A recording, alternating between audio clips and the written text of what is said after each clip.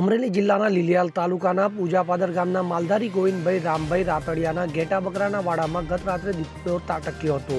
ત્યારે દીપડાના આંચક હુમલાથી વાડામાં રહેલા પશુઓમાં નાસભાગ મચી જવા પામી હતી. તો આ હુમલામાં 16 ઘેટા બકરાના ઘટના સ્થળે જ કમકમાટી ભર્યા મોત નીપજ્યા હતા, જ્યારે અન્ય 7 પશુઓને ગંભીર ઇજાઓ પહોંચી હતી. તો આ ઘટનાની જાણ થતાં લીલિયા રેન્જની વન વિભાગની ટીમે તાત્કાલિક ઘટના સ્થળે દોડી આવી હતી, જે બાદ વન વિભાગ દ્વારા પંચનામાની કાર્યવાહી હાથ ધરી દીપડાનું લોકેશન શોધવા માટે સ્કેનિંગની કામગીરી શરૂ કરાઈ હતી. તો વન વિભાગ દ્વારા આ વિસ્તારમાં પાંજરા મૂકવાની કાર્યવાહી પણ હાથ ધરવામાં આવી હતી. તો સરકારના નિયમ મુજબ માલધારી પરિવારને મૃત પશુઓનું વળતર ચૂકવવામાં આવશે, જ્યારે ગ્રામજનો દ્વારા દીપડાને પકડીને અન્યત્ર ખસેડવાની માંગણી કરવામાં આવી હતી.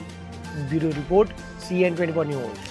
હવે જુઓ દેશ દુનિયાની તમામ ખબરો તમારી આંગળીના ટેરવે.